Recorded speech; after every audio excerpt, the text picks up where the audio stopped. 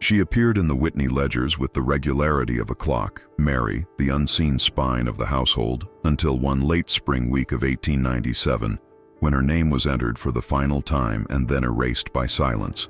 No dismissal, no transfer, no illness, no death. Just a blank margin where a life should have continued, a void that suggests not absence, but intervention. And in a mansion built on opulence and discretion, such an interruption was never accidental. Inside the shuttered corridors of the Whitney estate, the air still carries the faint starch of old uniforms and the dust of administrative rituals once performed with rigid precision. In the Gilded Age, a domestic register was less a notebook and more a binding contract between hierarchy and survival. Every servant was documented line by line, date of entry, assigned role, monthly wage, evaluations logged with the cold brevity of accounting, and any alteration in duties that might affect the delicate machinery of a millionaire household. These books were legal scaffolding, proof of order, proof of control, proof that nothing within those walls escaped the eye of the family's stewards, which makes Mary's disappearance not just irregular, but impossible.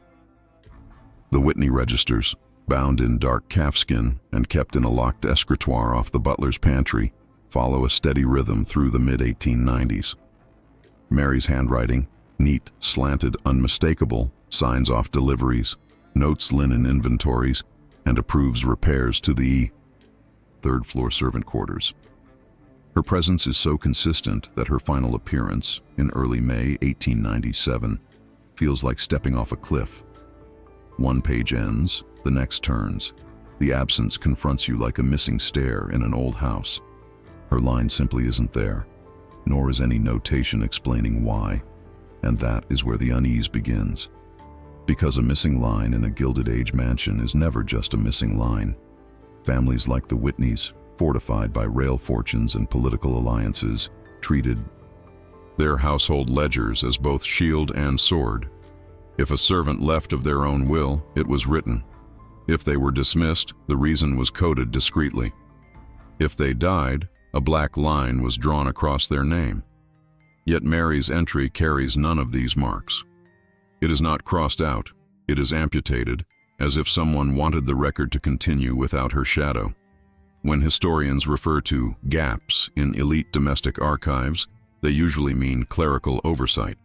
But the Whitney gap between 1890 and 1902 is different. Several pages were trimmed by hand, their stubs still visible like torn leaves from a forbidden chapter. The gaps fall precisely around the period of Mary's disappearance, suggesting not a forgotten update but a deliberate extraction. A wound in the paper, still tender more than a century later. In the dim reading rooms where these surviving documents now rest, archivists describe the Whitney materials with a particular caution. The pages are brittle, water-stained, and sometimes overcorrected by unknown hands, erasures too clean for age, ink too dark for the surrounding script. One ledger shows faint pressure marks, the ghost of writing that was once there but later scraped away. Silent witnesses of a decision taken in private, under a roof that tolerated no scandal. So the essential question emerges with cold clarity. How does a woman vanish from records designed precisely to prevent vanishing? The Whitney mansion was more than a residence. It was a carefully staged world where every movement of staff was catalogued to maintain the illusion of frictionless luxury. For Mary to disappear administratively means someone had the authority to reach into that machinery and remove her. Quietly, effectively, permanently. Whether through influence, intimidation, or necessity, the result is the same. An official silence that has lasted since 1897. And yet, as with all mansions of the Gilded Age, the truth never rests in one book alone. It lies scattered in yellowing envelopes, in offhand mentions in household receipts, in letters that survived only because someone forgot to burn them. It hides in the accounts of those who worked below stairs and learned to speak carefully, and in the rare contradictions preserved accidentally by time. Have you ever heard a story like this hidden inside a Gilded Age mansion? If this case reminds you of another sealed room or forgotten heir, share it below. This channel exists to reveal what the elite have tried to erase, so subscribe before you lose sight of it.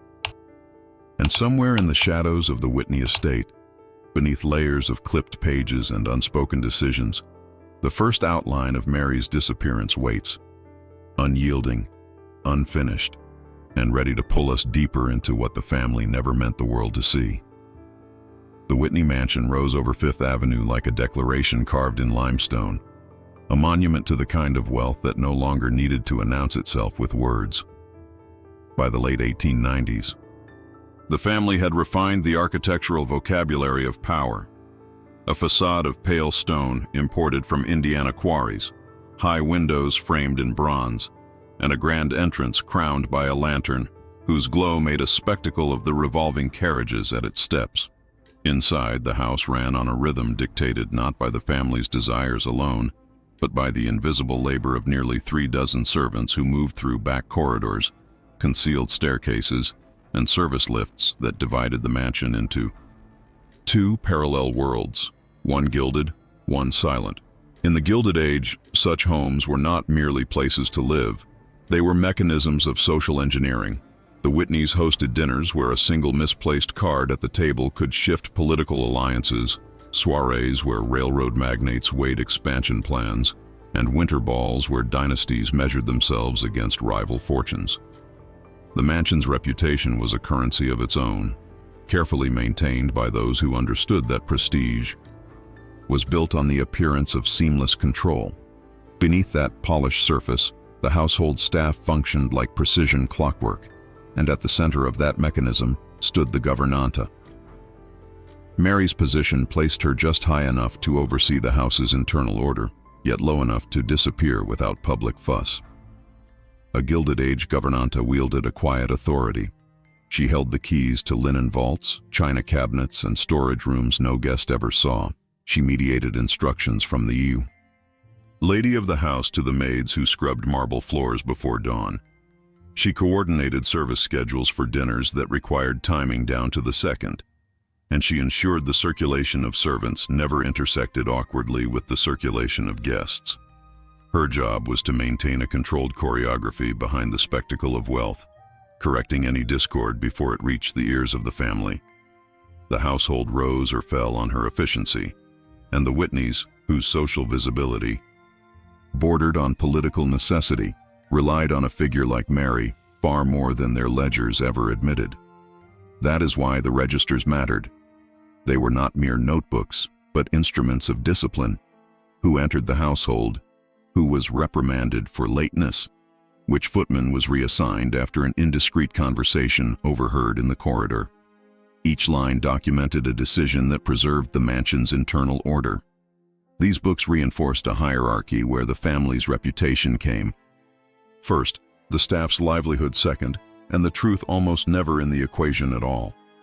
The Whitney records from the late 1890s were once considered models of administrative clarity, yet the closer one looks, the more the cracks widen. Several pages between 1895 and 1901 show signs of being torn from the binding, removed so precisely that only the faint crescent of paper fibers remains. Notes that should have described disciplinary actions taper off mid-sentence, as though whoever wrote them paused under a watchful eye. Some signatures drift abruptly across the page, their ink lighter, suggesting a different pen, a different hand, or a different moment than the surrounding text. And through all of this, through the rearranged entries, the clipped remarks, the vanishing lines, Mary's name stands out not by presence, but by the emptiness that follows her last appearance. The mansion itself amplified the sense that these omissions were not random. Its internal geography mirrored the hierarchy it upheld. The family occupied the luminous front halls and sweeping salons. The staff existed in the narrow arteries behind the walls. The gouvernante walked the boundary between them, a figure trusted with the family's routines yet never fully included in their world. When someone like Mary vanished from the ledger, it meant that the equilibrium between visibility and invisibility had been deliberately altered. Someone had reached into the machinery of the house and shifted its gears, in a way that left no formal explanation, only traces, like fingerprints in dust. Even now, When scholars open the surviving ledgers in controlled archives, they describe a sensation of handling something that was crafted to be read only in part. Entire sections feel curated to protect the household's upper echelons. Marginal annotations appear to contradict the official entries but are written in abbreviated shorthand, known mostly to senior staff of the period. Cross-references between wage, books and duty rosters abruptly stop aligning after 1897, leaving historians with fragments that suggest more was removed than preserved. In an archive like this, where each line seems engineered to shield those at the top, would you dare to read what was never meant for outside eyes? The Whitney Mansion's power extended well beyond its architectural grandeur. It lived in the meticulous control of who appeared in its documents and who did not. As society modernized in the early 20th century, these materials were boxed, tied with cotton twill, and stored in a private vault where dust did much of the guarding. For decades, the ledgers slept undisturbed, too sensitive to discard, too revealing to display. But time has a way of eroding even the most fortified silences. When, nearly a century later, a quiet archival initiative began digitizing overlooked household records from New York's great families, someone opened the Whitney boxes. Someone turned the brittle pages that had gone untouched for generations. And in the cold glow of a digital scanner, the irregularities, the gaps, the truncated notes, the abrupt end of Mary's presence, returned to the light, ready to challenge the version of history the mansion once insisted upon keeping intact. It was during the second phase of the digitization effort, long after the archivists believed they had cataloged every surviving folio from the Whitney vault, that a loose yellowed sheet drifted out from between two routine wage summaries. At first, it looked like nothing more than debris, thin, brittle, folded twice, and discolored at the edges. But the moment it unfolded under the scanner's cold white light, the room's quiet shifted. This was not an administrative page that had slipped from its binding. It was something inserted, hidden, and forgotten. A fragment that had survived not by intention, but by accident. Unlike the crisp copperplate handwriting that filled the official ledgers, this sheet was written in a hurried, almost cramped script, the sort of writing produced by someone who intended the note to be read by only a few, and perhaps only once. The date at the top had faded nearly to invisibility, but archivists estimated it belonged to the spring of 1897, the same period when Mary's name vanished from the books. The ink had bled slightly into the fibers, creating soft halos around certain words, as though the writer pressed harder at moments of tension. And while the official documents cataloged responsibilities with precision, this page cataloged unease. The first lines described staff disputes, a disagreement between two footmen about an unauthorized entry into the billiard room after hours, a maid reassigned without explanation, a cook abruptly relieved from breakfast duties despite a spotless record. These were not the usual disciplinary notes found in Gilded Age servant management. They were abrupt, vague, and most tellingly unsigned. The handwriting did not match the butler's script or the assistant housekeeper's. It belonged to someone positioned neither fully above nor fully below, someone who moved through the mansion's backstage spaces with enough access to observe unrest, yet with too little authority to document it in the official record. As the page progresses, the tone becomes tighter, almost encoded. A line about corridor restrictions after last Friday stands out, followed by a notation. North stairwell closed until further instruction. There is no reference to repairs, nor any indication of a domestic accident. The closure appears sudden and unexplained, affecting the staff's ability to move between floors without crossing into areas reserved for guests. In a house where circulation was choreographed, any disruption reverberated like a misstep in a waltz. Then comes a more troubling entry. Orders to keep the upper passage locked after dusk. The phrase, upper passage, was rarely used in household documents, as servants generally referred to specific rooms or halls. The vagueness of the term suggests a deliberate attempt to disguise the exact location.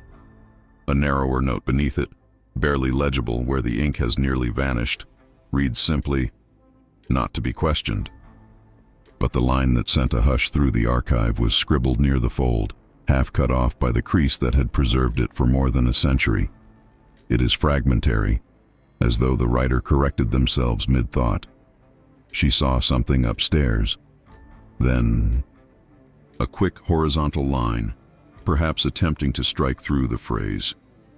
Beneath the line, in smaller, tighter handwriting, she was where she was not supposed to be. No name is given, but the timing, the context, and the pattern of omissions in the official books leave little doubt about whom the note refers to. It is the first contemporaneous suggestion that Mary witnessed something in the sealed geography of the mansion's upper floors, something significant enough to leave the staff unsettled, yet dangerous enough that it could not be described openly. During the Gilded Age, household margins often served as shadow ledgers, the place where staff recorded crises that could not appear in official accounts, lest they implicate the family. These were notes meant to guide quiet interventions: who needed relocating, who needed warning, which areas should be avoided, and when silence was mandatory. The yellowed sheet fits that pattern too perfectly to be coincidence. When examined, under magnification, faint traces of erased words appear on the lower right corner. Not enough to reconstruct a sentence, but enough to show hesitation, revision, and fear. Someone had tried to decide how much to preserve and how much to conceal. The erasures form a constellation of missing thoughts, each one pointing toward a larger void in the mansion's history. This page, folded and hidden within the mundane, became the first fissure in the Whitney narrative, the earliest surviving hint that the official records were never meant to contain the whole truth. For all the precision of the ledgers, it is this stray, panicked scrap of paper that reveals the pressure building behind the scenes, a pressure strong enough to distort routines, disrupt hierarchies, and silence one of the most indispensable women in the household. And as the last line fades into the yellowed fibers, the page seems to whisper what the mansion never admitted aloud. Whatever happened in those upper rooms unfolded, far outside the reach of protocol, beyond the comfort of structure, and in a place where even a single witness was one witness too many. The upper floor of the Whitney mansion was never merely the level above the grand staircase. It was a separate jurisdiction, a realm where silence carried more weight than servants, and where decisions were crafted with the precision of private treaties. In the architecture of the Gilded Age, the upper stories of elite homes were designed to shield the family's inner life from the machinery of service below. Bedrooms, dressing suites, private studies, a discreet sitting room reserved for unannounced visitors, and, most telling in houses of this scale, a small internal archive or lockable cabinet room where sensitive letters, contracts, and valuations were kept. The Whitneys, with their railroad and banking entanglements, were precisely the sort of family who would have required such a sanctum. And in that sanctum, the difference between a door left ajar and one deliberately shut could alter the course of a life lived in the shadows of their wealth. The corridor that connected these rooms was wider than those in the service wings, carpeted to soften footsteps, lined with portraits that never entered the public galleries downstairs. By contrast, the servants' circulation routes, the iron-back staircases tucked behind pantry walls, the narrow passage connecting laundry to linen vaults, the service lobby hidden behind the guest suites, were engineered to keep staff moving without ever intercepting the family's path. A servant ascending to the upper floor without explicit instruction was an anomaly, a breach of an unwritten contract that maintained the mansion's internal hierarchy. Yet the yellowed note suggests that Mary, who understood better than anyone the choreography of this household, crossed that threshold, saw something that required the upper passage to be locked after dusk, saw something that forced the mansion to reshape itself overnight. Her role as gouvernante placed her in an unusual liminal space. She held authority over the staff's movements, oversaw the opening and closing of private rooms for cleaning, and was one of the few allowed to approach the family's suites. Yet even she was expected to knock, wait, and enter only at sanctioned times. To perform her duties, Mary often moved along boundaries others never noticed. She inspected wardrobes before the lady of the house rose. She ensured that the master's study remained undisturbed when political guests stayed late into the evening. She glanced at the family's personal calendar to coordinate staff shifts with dinner engagements.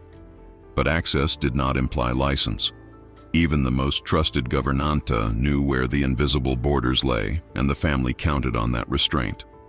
So what could compel the upper floor, this inner chamber of power, to impose sudden restrictions? The Whitneys lived in an era where fortunes expanded faster than the regulations meant to govern them. Banks negotiated mergers behind closed doors. Investments hinged on whispered information. High-profile families navigated scandals with swift, strategic misdirection. The upper floor may have hosted a confidential meeting with financiers, where a servant's unexpected presence could have compromised a delicate alliance. Or perhaps an heir returned at an inopportune moment, bringing disputes that required secrecy until the family could decide how to present the narrative to the world. In some cases, elite households confronted internal crises, a medical emergency, a private quarrel, an unexpected visitor, where the solution was not to record the event, but to ensure that no one outside the family ever learned of it. The truncated notes about corridor restrictions hint at something that disrupted the mansion's usual cadence. A servant reassigned without cause, a staircase suddenly closed, instructions delivered verbally rather than entered into the ledger. All of these speak to a moment when the family's need for control tightened abruptly. The upper floor's geography made it the perfect stage for such moments. Its doors could muffle sound.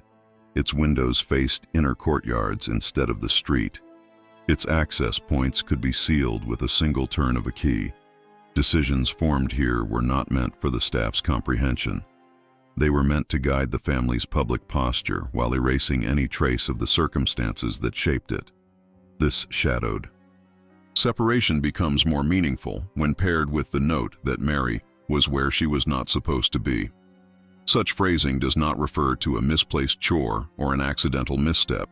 It implies that she entered a space that should have been closed, physically or socially, to someone of her station.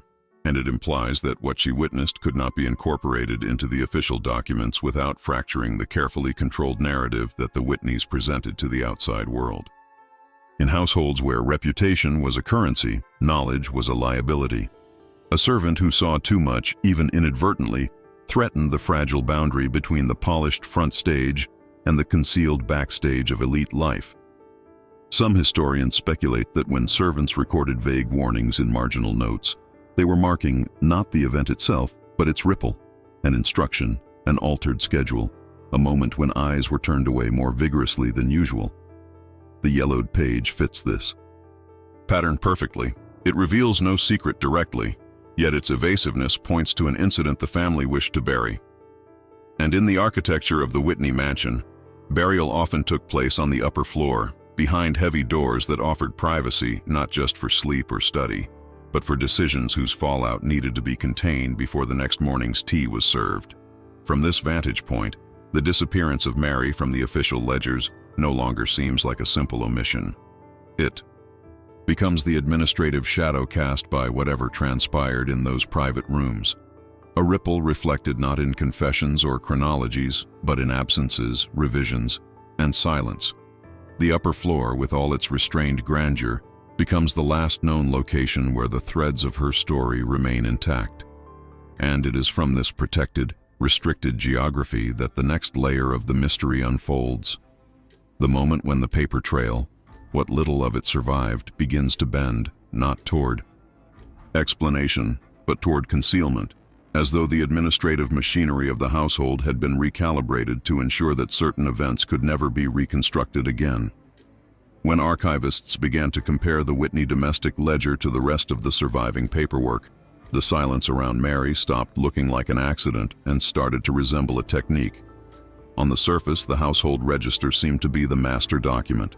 Names, roles, wages, dates, but no great Gilded Age mansion functioned on a single book. Behind the grand staircase and gaslit galleries, the house ran on a whole ecosystem of paper: orders for coal and oil, wine invoices, laundry tallies, pay envelopes, notes to the stables, internal memoranda. The further they looked, the more they realized that the story of who worked in the Whitney household could only be understood by reading across these parallel records and paying attention to what had been quietly taken out of alignment. In 1 month of 1896, the ledger lists 27 servants. Yet a letter from the lady of the house to a millinery supplier boasts that we now maintain a domestic staff of 29, besides our coachman. Somewhere between those numbers, 2 people exist on paper in one place and vanish in another. The wage summaries for that same quarter show a column for a housekeeper's allowance slightly higher than would be expected for 27 salaries. Tiny misalignments, easily dismissed if viewed. Separately, begin to cluster when the dates fall close to Mary's last recorded entry. The house appears to be paying more wages than there are names to justify them. In the wine cellar accounts, a notation appears about Mrs. W. and the housekeeper's reconciliation of staff gratuities, implying a conversation between mistress and gouvernante about bonuses owed after a successful series of winter receptions.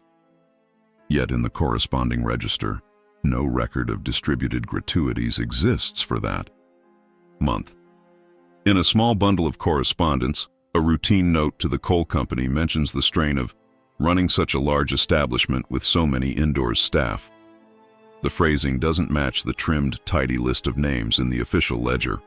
And again, the discrepancy falls within the period when Mary's handwriting starts to thin out and then stops. Historians of the Gilded Age recognize this pattern. The ledger is clean because something untidy has been pushed elsewhere or removed altogether. The technique is so consistent across elite households that some scholars refer to it as administrative silence, a way of making a person disappear without acknowledging dismissal, conflict, or scandal. Where a dismissal might provoke gossip or demand explanation, a simple absence in the record raises no formal complaint. The servant does not exist in the books. Therefore, whatever they saw or knew does not exist either. Other mansions carry similar scars. In a Newport estate, a lady's maid employed for nearly a decade vanishes from household registers, yet her name lingers for another year in laundry accounts and in a stable hand's letter complaining about the fuss after Miss E left her service without a word. In a Boston townhouse, a butler's name is meticulously crossed out in the wage book, but left untouched in the wine merchant's invoice, where a scribbled note reads, "As per your former man's instructions."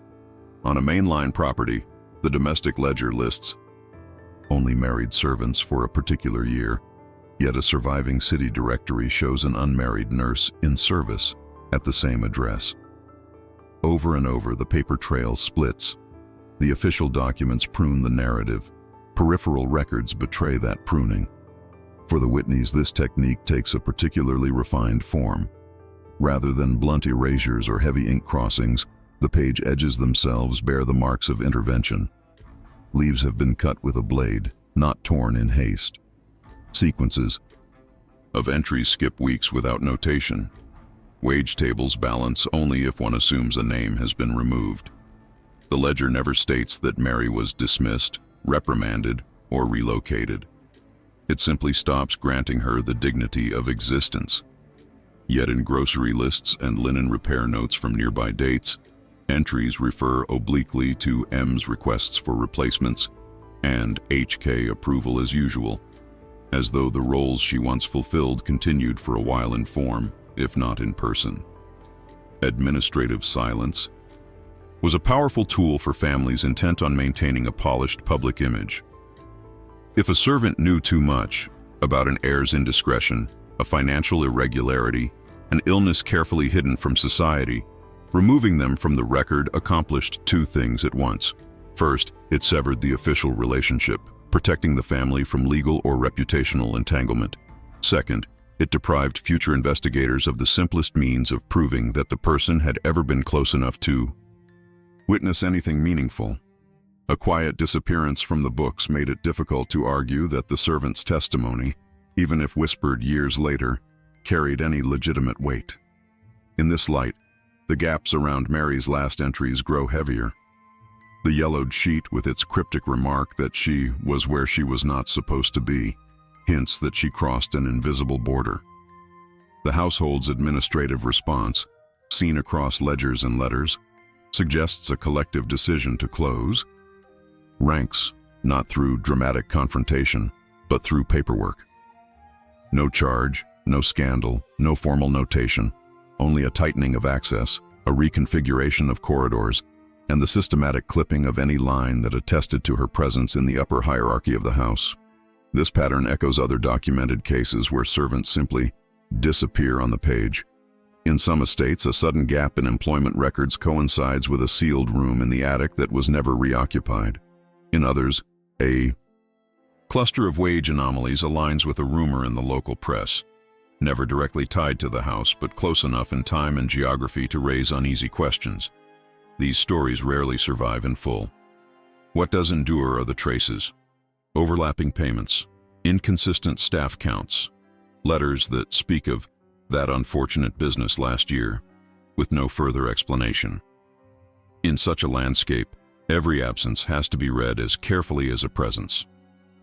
The Whitneys' choice not to write Mary out with O, a visible stroke of the pen, was itself a form of writing, a decision that says as much about their priorities as any lavish party or philanthropic gesture recorded in the society pages.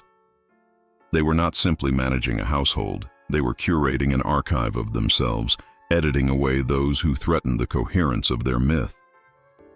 Faced with a silence so calculated, where each omission seems weighted with intention, what would you do if you stumbled across the unredacted version of events?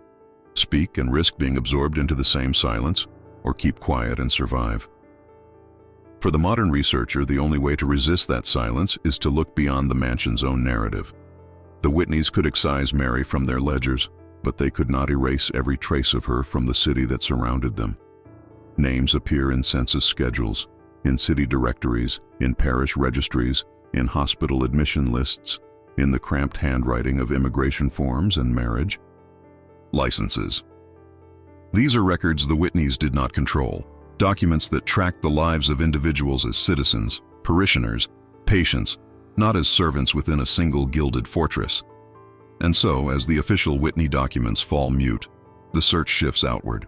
Somewhere beyond the clipped pages and balanced columns of the mansion's books, Mary's existence continues in fragments: a surname slightly misspelled in a ward census, a baptismal entry in a church ledger, perhaps an employer listed in a later household that never knew what she had seen upstairs. Against the polished emptiness of the Whitney archive, these faint marks stand out like ink bleeding through paper from the other side, a reminder that, however thoroughly a Golden Age family controlled its own story, it could never entirely control the world that documented those who lived in its shadow and then slipped away into the city's vast, unrecorded quiet. When the Whitney archive fell silent, the search for Mary had to step outside the mansion's walls and into the city that had once breathed around it. New York in the 1890s did not care about the internal hierarchies of particular households. It cared about streets, blocks, tenements, and parishes. In that wider grid, a woman could exist as more than a servant. She could be a lodger, a parishioner, a sister, a name on a census line. If the Whitneys had erased her from their private ledgers, there was still the possibility that the city had written her down somewhere they could not reach. The first traces were faint. In a ward census for 1892, a Mary Kay appears in a boarding house on the east side, listed as domestic private family. Age, approximately 30. Place of birth, Ireland. Literacy, yes. There is nothing remarkable about the entry. New York was full of women like her, crossing the Atlantic to exchange rural poverty for urban servitude.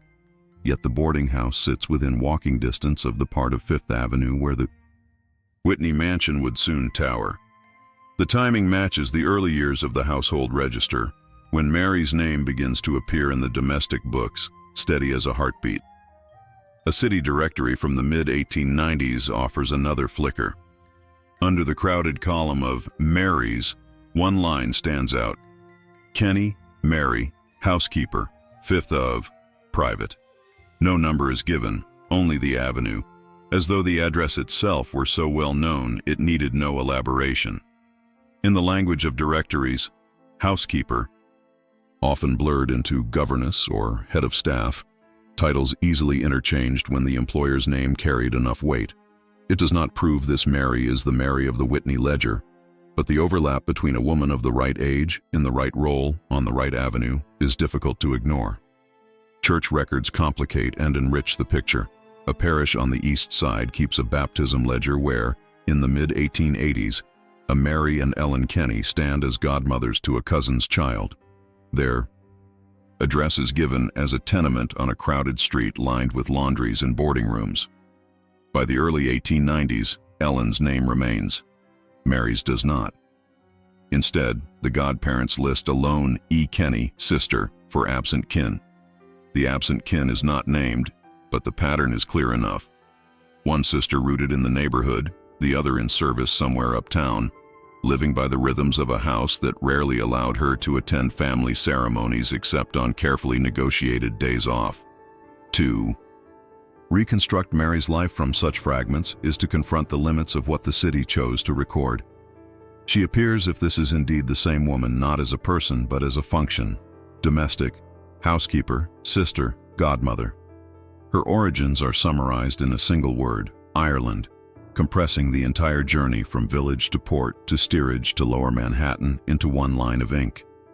Her economic dependence is implicit. Service in a private family meant room, board, and wage, but also complete. Vulnerability to dismissal. Legally, she was protected by almost nothing. Socially, she walked a narrow edge between respectability and disposability. Her reputation resting on the letters of recommendation her employers might, or might not, grant her. From the vantage point of Fifth Avenue, such women were interchangeable. One maid left, another arrived. A gouvernante departed, a new one took her place. The Whitney name appeared in newspapers attached to art collections, philanthropy, and political influence.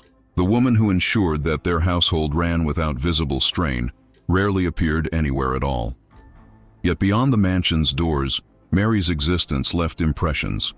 A shared room in a boarding house, a pew in a parish church, a remittance sent home to family, perhaps, in an envelope her employers never saw. The contrast is stark. Inside the Whitney archive, her absence is curated, pages clipped, entries trimmed, a deliberate administrative silence around her final months. Outside, the city keeps no secrets on her behalf, only indifferent records that do not know they are preserving a contested life. The census taker who knocked on the boarding house door did not care which family Mary served. The parish priest who recorded her as godmother was not concerned with corridor restrictions or locked upper passages. For them, she was not part of a gilded household mechanism. She was simply there. Somewhere in these urban traces, Mary ceases to be a ghost of the Whitney narrative and reappears as a person moving through streets, climbing tram steps, exchanging a few coins for a loaf of bread. She might have had a sister waiting for her on Sundays, a friend from the crossing with whom she occasionally shared tea in a cramped kitchen, a plan, spoken softly, to save enough to open a small boarding house of her own someday. The mansion would have read such ambitions as background noise. The city, through its indifferent ledgers, suggests they existed all the same. And then, just as in the Whitney books, the trail begins to thin. The directory entry for Kenny Mary housekeeper disappears after the turn of the century. Parish notes record Ellen's name more frequently, now sometimes abbreviated simply to Mrs. E., implying a marriage Mary may or may not have lived to witness. A different Mary Kenny appears on a hospital intake record several years later, older, listed as former domestic, with no employer named. Whether this is the same woman or another entirely is impossible to confirm. The city's handwriting grows as evasive as the mansion's, though for different reasons. Not to protect a family's reputation, but because the bureaucratic gaze was never designed to hold a single life in full. What remains constant across both sets of documents is the asymmetry of power. The Whitney mansion can choose what it preserves and what it discards. The city preserves without intention and forgets without malice. Caught between them, Mary's E. Story exists only where their records accidentally overlap. She is visible enough to prove that she was not a fiction of the household ledger, not a mere administrative convenience. She walked in and out of churches and tenements that still stand on old maps. She shared surnames and addresses with people who did not live under Whitney ceilings. She was never meant to be a ghost. And yet, when we return to that yellowed sheet from 1897, the one folded between wage tables, muttering that she was where she was not supposed to be, the weight of the house presses back in. The moment Mary stepped onto the upper passage at the wrong time, whatever she had built beyond those walls ceased to matter to the people who controlled her livelihood. The urban traces show that she had roots, connections, perhaps plans. The Whitney records show how quickly those roots could be severed from the narrative of power once she crossed an invisible line. From here, the reconstruction bends back toward the mansion. The city can tell us that Mary existed before and, in some form, after her years in service. But only the house, with its locked corridors and clipped pages, can explain why her name was amputated from its ledgers just when the upper floor began to close in on itself. Somewhere between a boarding house entry and a blank line in the Whitney book, a decision was made that no census, no parish, no directory was meant to capture.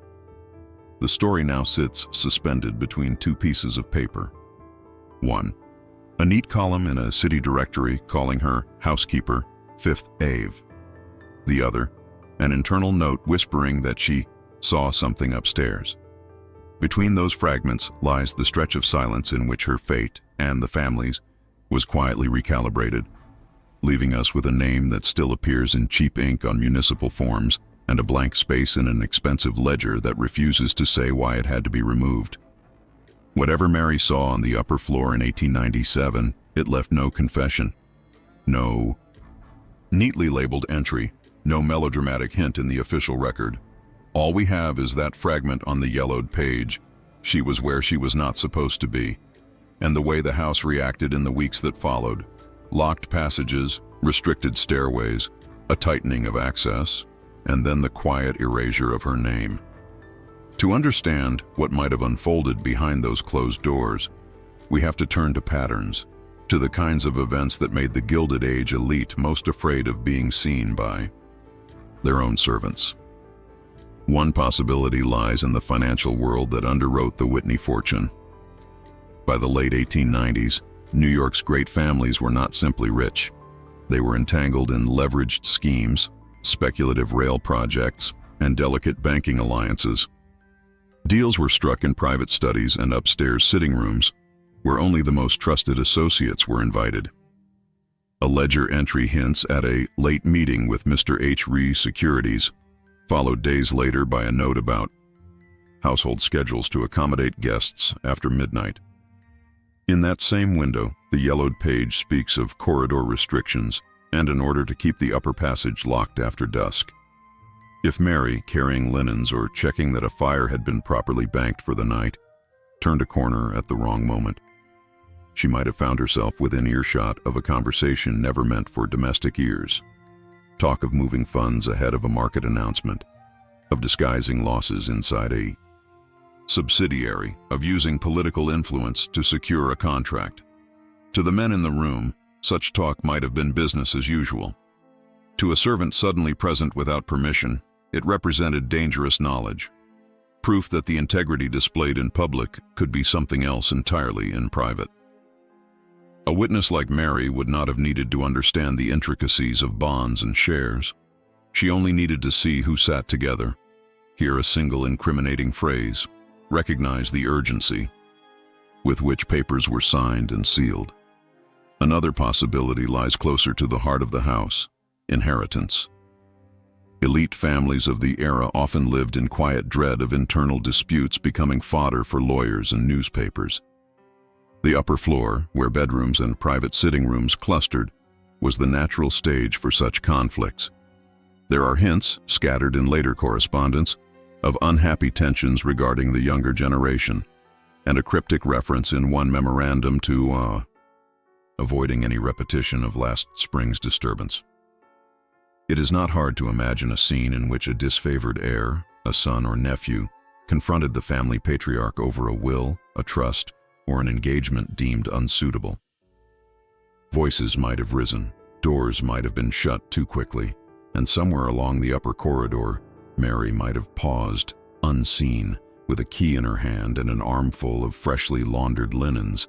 In that scenario, what she saw or heard could have been enough to reveal that the polished unity of the Whitney clan was a facade, a threat to contest the will, an accusation of mismanagement, perhaps even a suggestion that someone in the family should be sent away for the sake of appearances.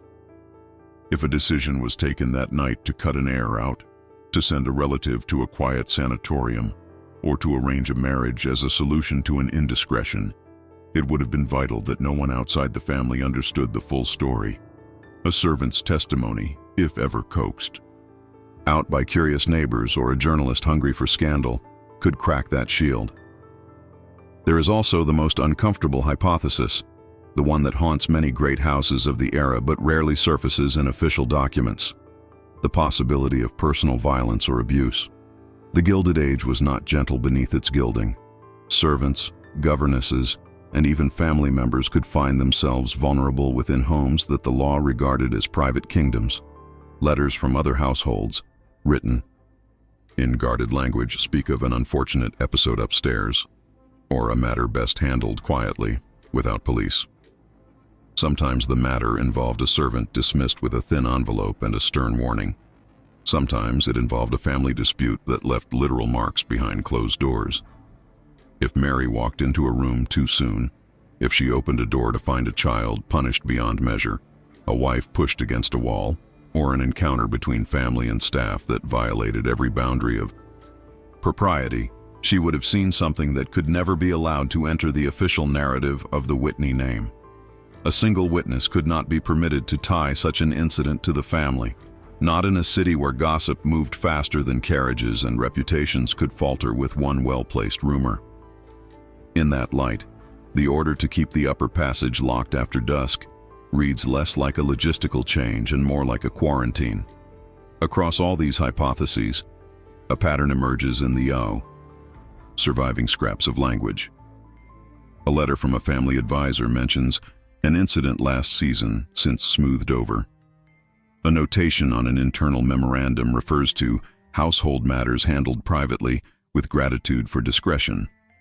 None of these lines mention Mary, none specify a date, but they cluster around the same year, the same spring, the same period when the records grow cautious and the house's internal geography abruptly shifts. The writers treat whatever happened not as a catastrophe, but as a risk, something that had to be contained, not acknowledged. For a family like the Whitneys, the danger was not only the event itself, it was the existence of anyone outside the bloodline who could describe it.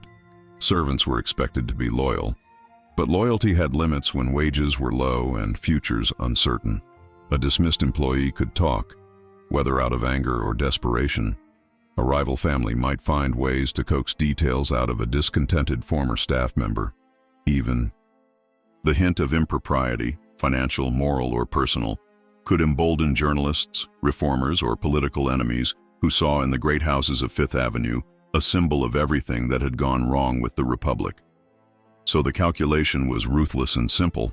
If Mary saw something upstairs, something that implicated the Whitneys in actions they could not afford to have echoed outside their own circles, then her very memory of the event became a liability. They could not erase the incident itself, but they could reshape the documentary echo of it. They could tighten doors and stairways to ensure that no one else wandered through at the wrong moment. They could prune the records so that, on paper, the household appeared calm, ordered, unblemished, and they could reduce Mary, administratively, to nothing.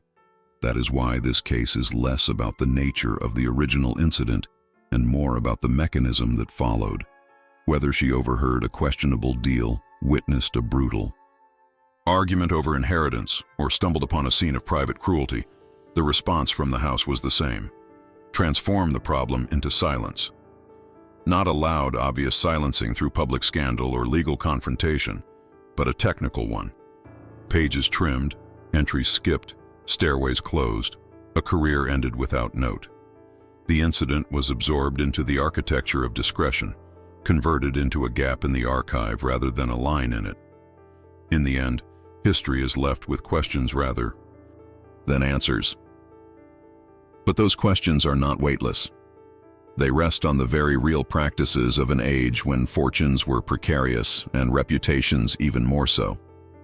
A single servant who knew too much could undermine the carefully constructed mask that kept investors confident, allies loyal, and critics at bay. The Whitneys were far from unique in this fear.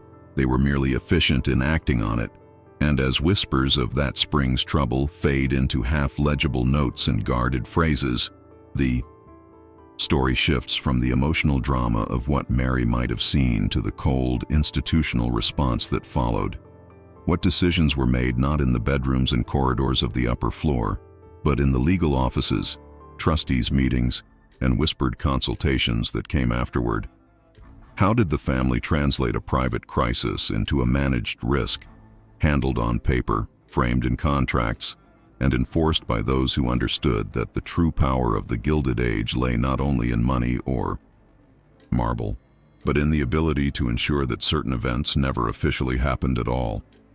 By the time the upper passage was being locked after dusk and Mary's name was dissolving from the domestic ledger, the real work of containment had already moved far beyond the mansion's corridors.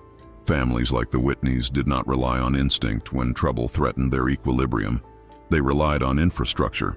In the Gilded Age, power was exercised not only through lavish galas and marble staircases, but through discreet letters to law firms on Lower Broadway, unrecorded meetings with financial advisors in paneled offices, and quiet understandings with political allies who knew when not to ask questions.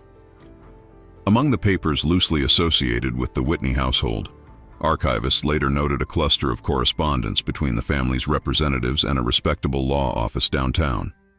The letters, written in measured, almost antiseptic language, make no direct reference to Mary, nor to any specific incident on the upper floor. Instead, they speak of potential liability arising from domestic disputes, the management of household reputational exposure, and the advisable limitation of contact with certain former employees. It is the kind of phrasing that says everything and nothing at once, designed to be precise enough for legal guidance but vague enough to survive discovery if ever pried from their files. One letter, dated late 1897, stands out.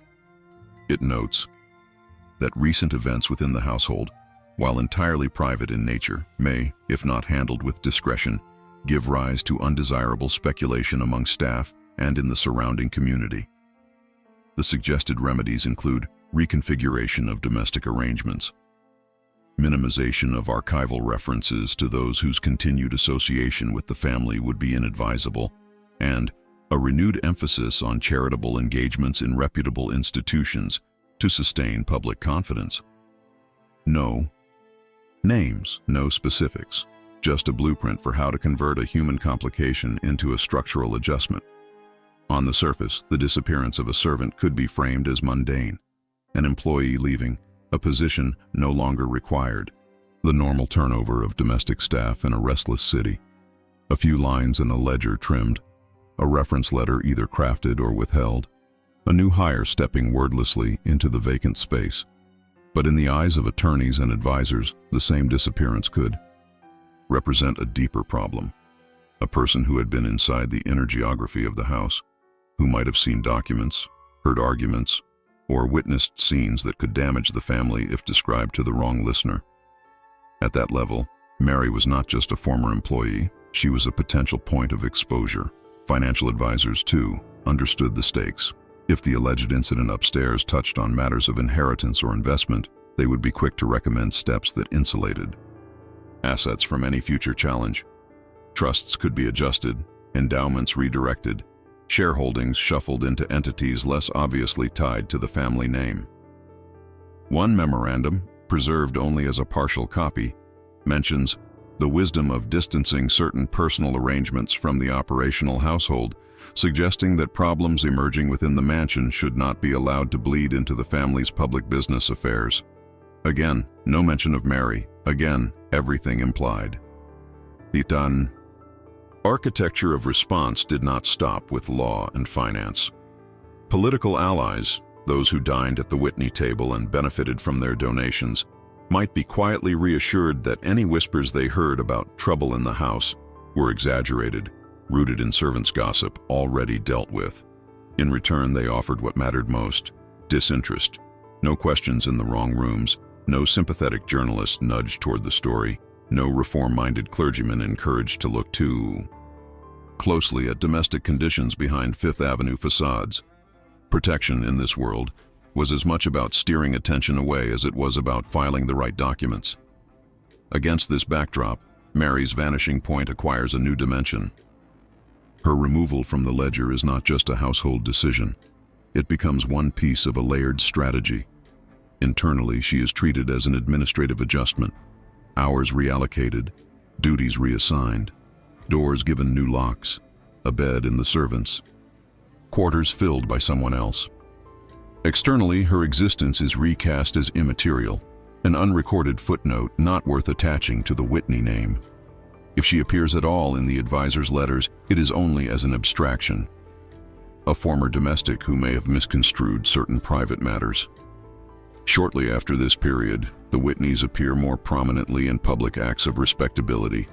Donations to a hospital are quietly increased. A gift is made to a church restoration fund. A new membership is accepted on a cultural institution's board. These gestures, while consistent with elite philanthropy of the era, take on a different shade when placed against the timeline of the house's internal turmoil. It is as if the family, gently advised by their legal and financial circles, is shoring up reputation in anticipation of scrutiny that, if all went according to plan, would never actually arrive. Within the staff, the changes are equally telling. Rosters show a reorganization of authority. A new assistant housekeeper appointed from outside, several senior servants rotated out within a year, 2 long-standing employees retired under circumstances no one bothers to clarify. Each alteration is small enough to be defensible on its own.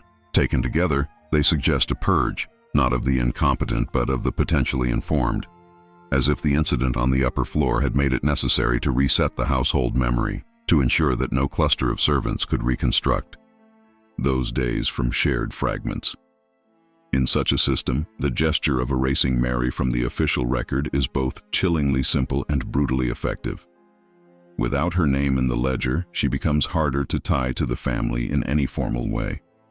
If, years later, she were to speak to a curious neighbor or a reformer determined to expose abuses in great houses, her story could be framed as exaggeration from a woman whose connection to the Whitneys cannot be verified in our books.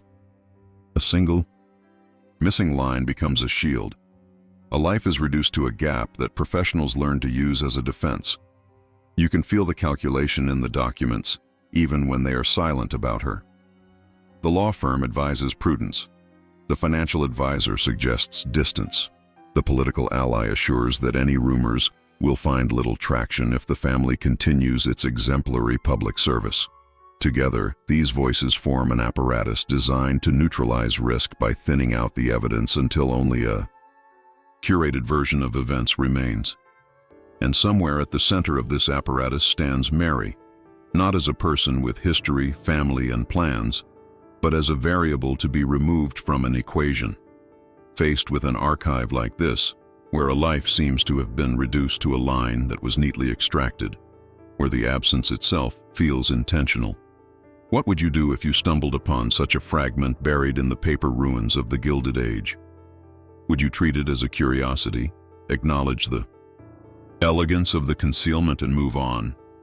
Or would you try to speak for the person whose presence can only be traced through what the powerful chose not to preserve?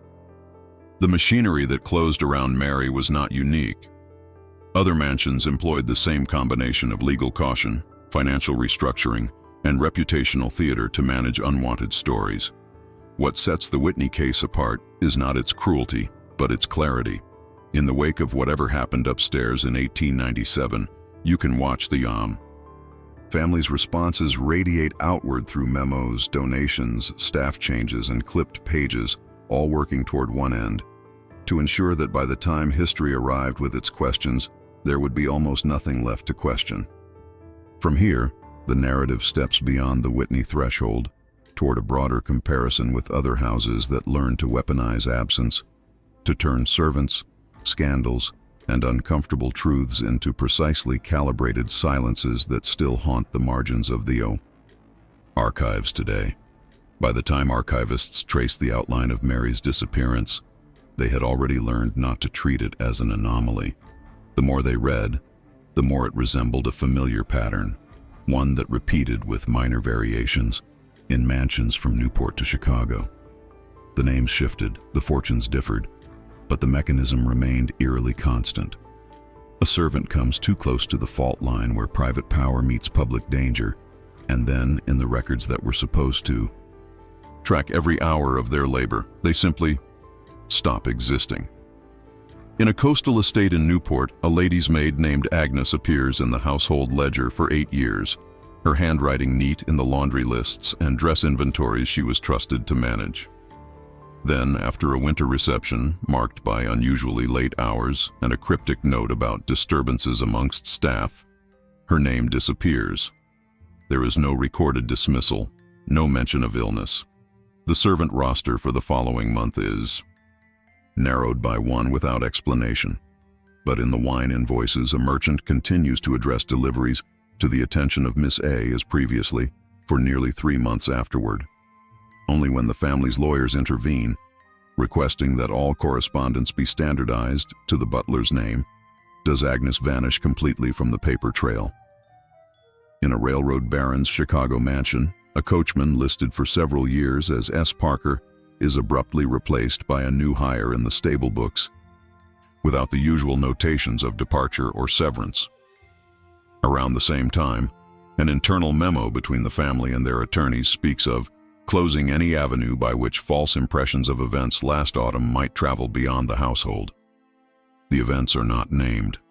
A later police log records an unidentified body found near the freight yards, male, middle-aged, with calloused hands and a stableman's cap. No connection is made, officially, between the nameless body and the missing coachman, whose pay line was quietly reassigned. Even in smaller houses where fortunes were modest compared to Fifth Avenue standards, the same tactics surface. In a Boston townhouse, a nurse employed to care for a sickly child disappears from the ledger in the same month a doctor's letter mentions an unfortunate complication not to be discussed outside the family. The nurse's wages cease. The household files rearrange themselves. The child's record in the family's private papers jumps directly from one illness to convalescence, as though the body that kept vigil at the bedside had never existed at all. Taken individually, each of these cases could be dismissed as ambiguity, as the normal churn of servants whose lives left only faint imprints on the structures they sustained. Together, they form a pattern of vanishing points where power meets vulnerability. Wealth in the Gilded Age did not merely purchase comfort or influence, it purchased the ability to edit reality. The same financial reach that built mansions and funded campaigns could also be deployed to ensure that any inconvenient witness, any problematic story, any dangerous memory was rendered administratively invisible. That power extended far beyond the walls of the house. Elite families sat on boards of charities that controlled access to shelters and hospitals. They funded parishes that recorded births and marriages. They endowed universities that trained the lawyers who drafted their contracts. When a servant vanished, from the internal ledger, there were countless ways to ensure that no external institution felt compelled to ask why. A small donation to a parish could soften questions about a missing parishioner. A conversation with a police captain over dinner could reassure that nothing untoward had happened should rumors drift down from the servants' hall. The unequal exchange was simple. For the family, a scandal meant headlines and losses. For the servant, a solution meant being erased so efficiently that there was barely anything left to search for. The asymmetry is brutal. A single misstep by an heir, an affair, a violent outburst, a drunken accident, might be interpreted, managed, and eventually forgiven within the protective circle of class. The same incident, if it attached to a servant, could mean instant dismissal, loss of character references, homelessness, even deportation. Yet when a servant threatened the family's carefully curated narrative simply by knowing too much, the response reversed.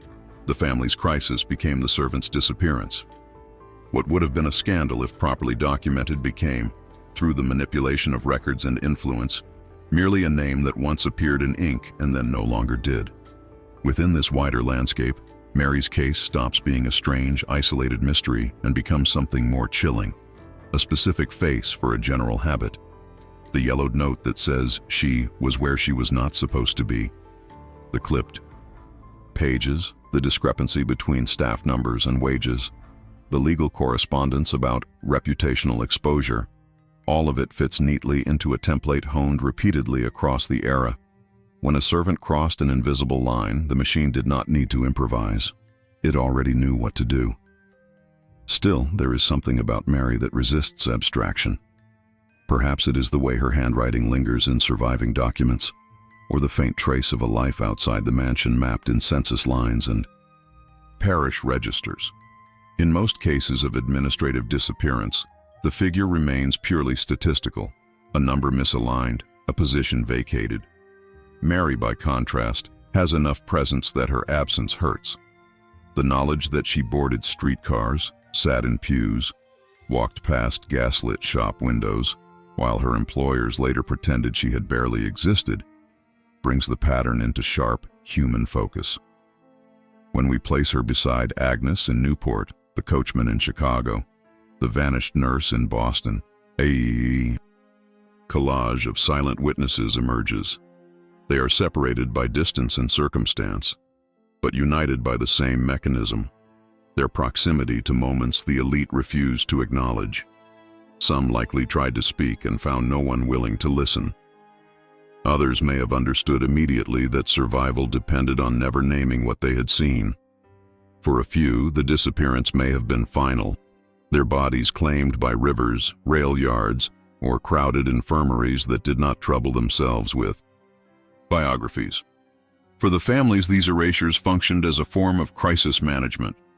A suppressed ledger entry here, a reworded donation announcement there, and the incident could be absorbed into the long narrative of culture, philanthropy, and public service that filled society columns. The same marble halls where decisions were made about servants' fates later hosted concerts, charity balls, and lectures on social reform. Newspapers praised the generosity of those who, behind the scenes, had perfected the art of removing inconvenient people from their official past. To read the archives now is to stand between two competing stories. In one, the Gilded Age is all surface, glittering events, towering architecture, dynastic marriages. In the other, it is a system of meticulously engineered omissions, where the cost of maintaining that surface is measured in the lives that vanish from the pages at precisely those moments when they might have told us something crucial. Mary becomes the hinge between these narratives, a single, partially reconstructed life that reveals how much intention can be concealed in a blank space. By the time the 20th century arrived, many of these houses had already begun to transform. Some became museums, others were demolished, their stones repurposed. A few remained private, their archives sealed by descendants who preferred not to have the family story reconsidered too closely. As social attitudes shifted, the very rooms where silence once reigned were reinterpreted as heritage. The upper floors opened as master suites on guided tours, the service corridors explained as quaint relics of another time. The people who had moved through them anonymously were reduced in brochures to the staff or the servants, their individual histories flattened into a decorative backdrop. And yet, beneath these polished reinterpretations, the administrative gaps persisted. Missing names, missing pages, missing explanations. The pattern of disappearance remained baked into the bones of the record, even as the century turned those records into artifacts. To walk through a restored Gilded Age mansion today is to move through a space that has learned to tell one version of itself, while, in library boxes and digital scans, the faint outline of those it tried to erase still waits, half visible, ready to disturb the official story the moment someone bothers to look closely enough at what is no longer there. By the time the last Whitneys of that generation were being photographed on the steps of their townhouses, the world that had produced Mary was already curdling into myth. The Gilded Age, with its soot and ledgers and inconvenient witnesses, was hard to look at directly. But it was perfect raw material for something else. Something cleaner, brighter, and easier to consume. As the 20th century advanced and reels began to turn in darkened theaters, those marble staircases and high-ceilinged salons reappeared, not as sites of erasure and controlled scandal, but as elegant backdrops for a new kind of fantasy. The mansions survived, translated into sets. The families survived, translated into archetypes. The servants survived too, but only as shadows in perfectly pressed uniforms, speaking on cue, never knowing more than the plot required. Hollywood's golden age found the old money of the Gilded Age irresistible. Writers and directors rated its imagery. The gloved hand on a banister, the long dinner, table under crystal, the orchestra half hidden in the gallery. Audiences watched heirs quarrel over love instead of shares, patriarchs wrestle with conscience rather than liability, and heroines choose between duty and desire against a background of polished silver. And somewhere just out of focus, a butler opened doors, a maid carried trays, a housekeeper nodded gravely. The camera treated them as reliable furniture, always there, never truly seen. Those films did not invent the idea of loyal, silent servants, but they solidified it. In script after script, the household staff existed to announce guests, deliver telegrams, and offer a single line of wry wisdom before stepping politely back into the margins. The hierarchy of the house, which in reality could strangle or save a life, was flat on screen. A simple ladder of rank where everyone knew their place and, crucially, agreed with it. A gouvernante like Mary became Mrs. So-and-so, a kindly presence who managed the domestic sphere. With firm affection, never troubled by the legal and moral debris upstairs.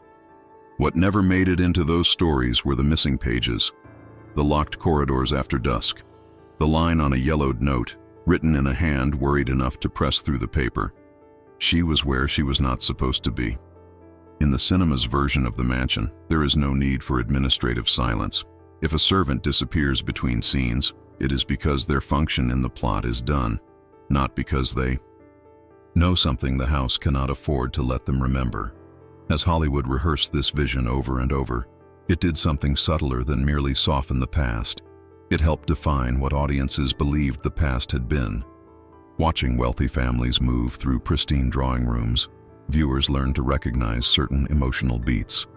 The stern father who secretly cares, the rebellious daughter whose spirit will be tamed by love, the servant who is part of the family in every way that matters. On that stage, conflict is always personal, resolvable within the confines of the home. The state rarely intrudes, the law almost never appears. Scandals, when they happen, are opportunities for redemption, not incursions of structural power. The real Gilded Age, buried in archives and yellowed pages, tells a different story. There, when something happens upstairs that threatens the family's position, the response is not an argument followed by reconciliation. It is lawyers, consultants, and the precise removal of names from ledgers. A servant who witnesses too much is not given a heartfelt farewell at the servant's entrance, handkerchief in hand. She is permitted to vanish administratively, her trace fragmented across city records she never meant to star in. Film turned such figures into types: the maid, the butler, the housekeeper.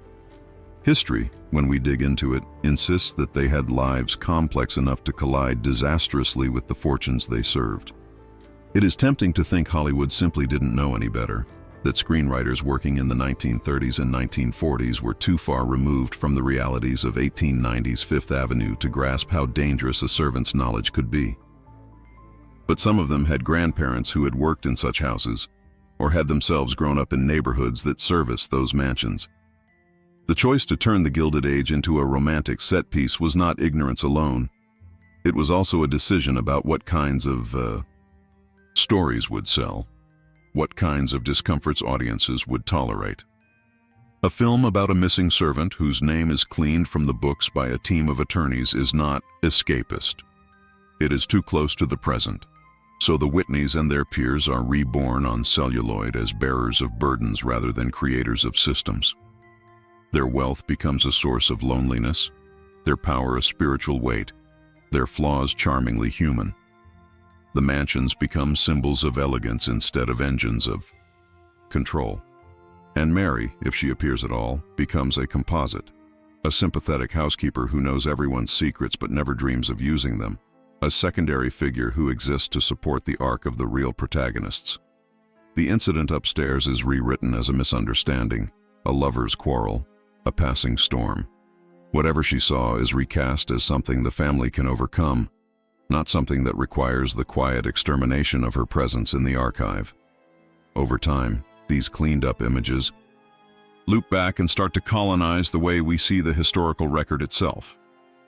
When visitors tour surviving Gilded Age mansions open to the public, they often arrive primed by decades of cinematic images. They expect the house to feel like a set, grand but benign, steeped in romance rather than risk. Guides, aware of those expectations, highlight stories that fit the cinematic template: courtships, costume balls, visiting dignitaries, and only occasionally mention the workers who moved unseen. Behind the walls, the service corridors, if shown at all, are curiosities. Here is where the staff lived.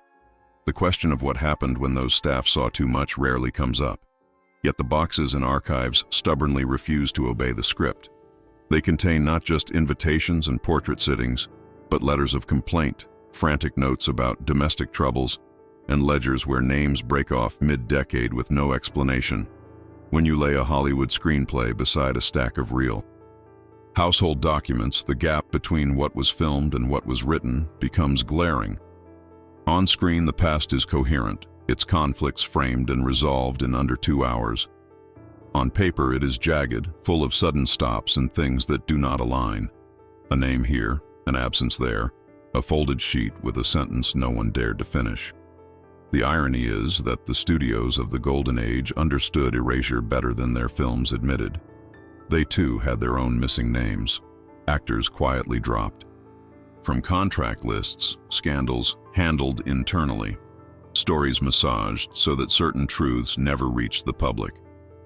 In a way, they inherited and adapted the very methods used by families like the Whitneys: control the visible record, cultivate an image of order, and make sure that those who know too much are either discredited or forgotten. The difference is that the studio's product was narrative itself. Where the Gilded Age elite manipulated ledgers and legal language, Hollywood manipulated stories, replacing uncomfortable realities with more palatable fictions. For decades, those fictions had more reach than any archive. Millions encountered the Gilded Age first through movie palaces, not reading rooms. The faint echo of someone like Mary was overwhelmed by the charming butler and the maternal housekeeper who knew her place. The idea that a servant might be erased because she saw something upstairs was too dark, too specific, and too revealing of how power actually works to sit comfortably alongside the soft focus and orchestral swell. Only now, in the age of digitization, do the two worlds begin to collide. As household registers, private letters, and forgotten marginalia are scanned and made searchable, stories long kept in the shadows edge back toward visibility. A researcher looking for something else entirely can stumble onto a curious phrase, "She was where she was not supposed to be," and feel the weight of a life the films never showed. The Golden Age's version of the mansion, all chandeliers and banter, meets the Gilded Age's version, full of clipped pages and legal caution, and the dissonance becomes impossible to ignore. When that happens, the polished images start to crack. The mansion stops being just a romantic setting. It becomes what it always was, a structure built to concentrate power and to decide who would be remembered and who would be left as a blank space in the story. Mary's absence in the Whitney ledger, when placed against a century of cinematic fantasies, asks a quiet but unsettling question. What else have we been trained not to see in those glittering rooms? and as we turn the digital pages of her world, we edge a little closer to the stories that were never supposed to reach the screen at all. By the time the last Whitneys of that generation were being photographed on the steps of their townhouses, the world that had produced Mary was already curdling into myth. The Gilded Age, with its soot and ledgers and inconvenient witnesses, was hard to look at directly, but it was perfect raw material for something else, something cleaner, brighter, and easier to consume. As the 20th century advanced and reels began to turn in darkened theaters, those marble staircases and high-ceilinged salons reappeared, not as sites of erasure and controlled scandal, but as elegant backdrops for a new kind of fantasy. The mansions survived, translated into sets. The families survived, translated into archetypes. The servants survived too, but only as shadows in perfectly pressed uniforms, speaking on cue, never knowing more than the plot required. Hollywood's golden age found the old money of the Gilded Age irresistible. Writers and directors rated its imagery, the gloved hand on a banister, the long dinner table under crystal, the orchestra half hidden in the gallery. Audiences watched heirs quarrel over love instead of shares, patriarchs wrestle with conscience rather than liability, and heroines choose between duty and desire against a background of polished silver. And somewhere just out of focus, a butler opened doors, a maid carried trays, a housekeeper nodded gravely. The camera treated them as reliable furniture, always there, never truly seen. Those films did not invent the idea of loyal, silent servants, but they solidified it. In script after script, the household staff existed to announce guests, deliver telegrams, and offer a single line of wry wisdom before stepping politely back into the margins. The hierarchy of the house, which in reality could strangle or save a life, was flat on screen, a simple ladder of rank where everyone knew their place and crucially agreed with it. A governanta like Mary became Mrs. So-and-so, a kindly presence who managed the domestic sphere with firm affection, never troubled by the legal and moral debris upstairs. What never made it into those stories were the missing pages, the locked corridors after dusk, the line on a yellowed note, written in a hand worried enough to press through the paper. She was where she was not supposed to be. In the cinema's version of the mansion, there is no need for administrative silence. If a servant disappears between scenes, it is because their function in the plot is done, not because they know something the house cannot afford to let them remember. As Hollywood rehearsed this vision over and over, it did something subtler than merely soften the past. It helped define what audiences believed the past had been. Watching wealthy families move through pristine drawing rooms, viewers learned to recognize certain emotional beats. The stern father who secretly cares, the rebellious daughter whose spirit will be tamed by love, the servant who is part of the family in every way that matters. On that stage, conflict is always personal, resolvable within the confines of the home. The state rarely intrudes. The law almost never appears. Scandals, when they happen, are opportunities for redemption, not incursions of structural power. The real Gilded Age, buried in archives and yellowed pages, tells a different story. There, when something happens upstairs that threatens the family's position, the response is not an argument followed by reconciliation. It is lawyers, consultants, and the precise removal of names from ledgers. A servant who witnesses too much is not given a heartfelt farewell at the servant's entrance. Handkerchief in hand, she is permitted to vanish. Administratively, her trace fragmented across city records she never meant to star in. Film turned such figures into types: the maid, the butler, the housekeeper. History, when we dig into it, insists that they had lives complex enough to collide disastrously with the fortunes they served. It is tempting to think Hollywood simply didn't know any better, that screenwriters working in the 1930s and 1940s were too far removed from the realities of 1890s Fifth Avenue to grasp how dangerous a servant's knowledge could be. But some of them had grandparents who had worked in such houses, or had themselves grown up in neighborhoods that serviced those mansions. The choice to turn the Gilded Age into a romantic set piece was not ignorance alone. It was also a decision about what kinds of stories would sell, what kinds of discomforts audiences would tolerate. A film about a missing servant whose name is cleaned from the books by a team of attorneys is not escapist. It is too close to the present. So the Whitneys and their peers are reborn on celluloid as bearers of burdens rather than creators of systems. Their wealth becomes a source of loneliness, their power a spiritual weight, their flaws charmingly human.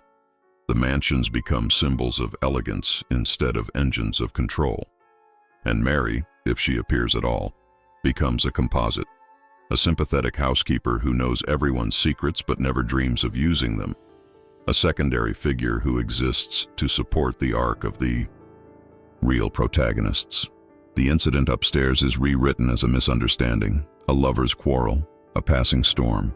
Whatever she saw is recast as something the family can overcome, not something that requires the quiet extermination of her presence in the archive.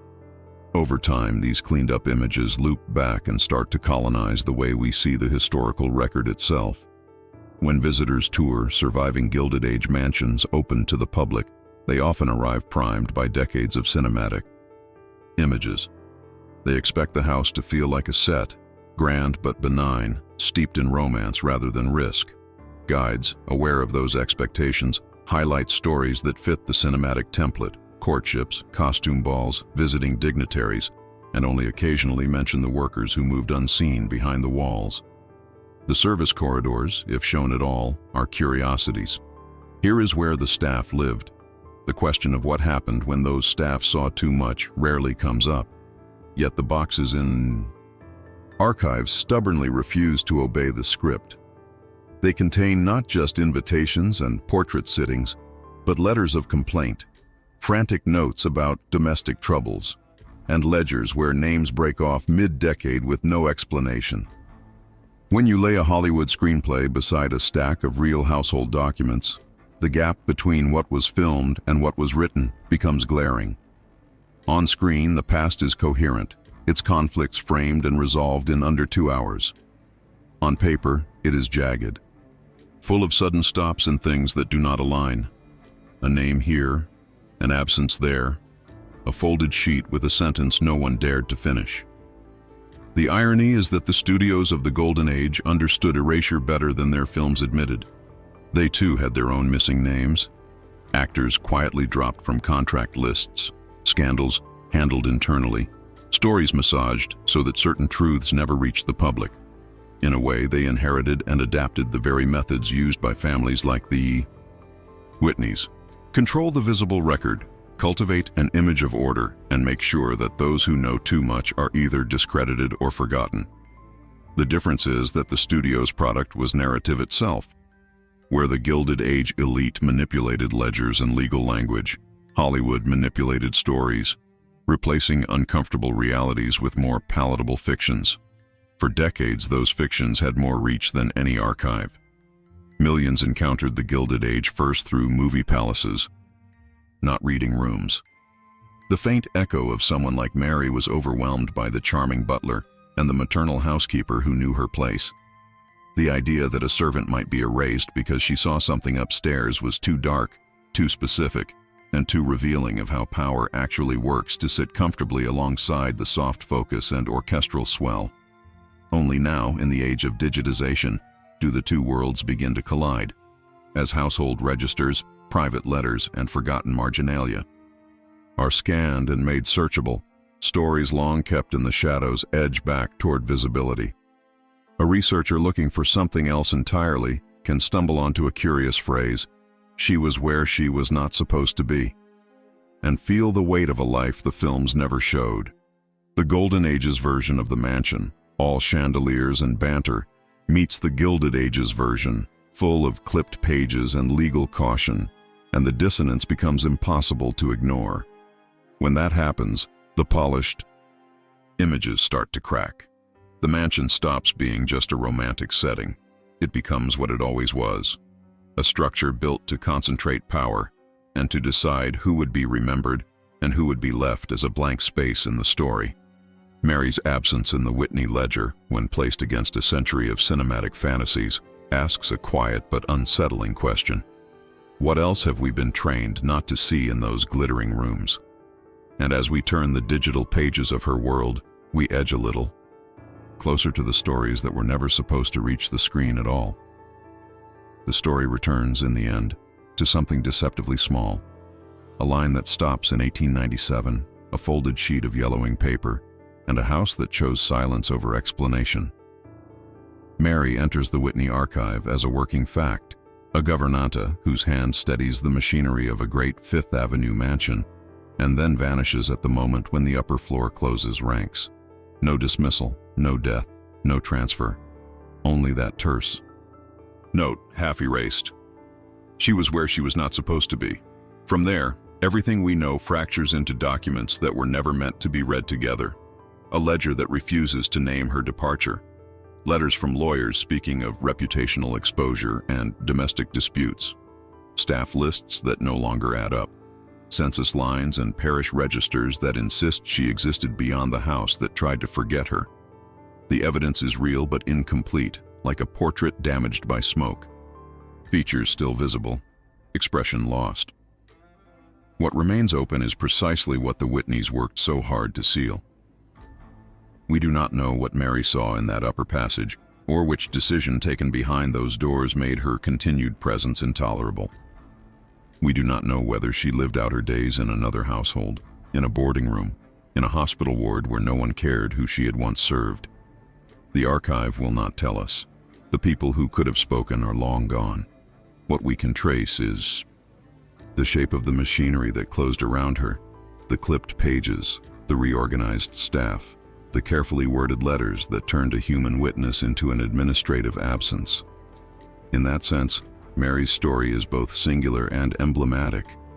Singular because she left just enough of herself scattered across the city and the ledgers to trouble the official version of the Whitney past. Emblematic because her erasure fits so neatly into a broader pattern of the era.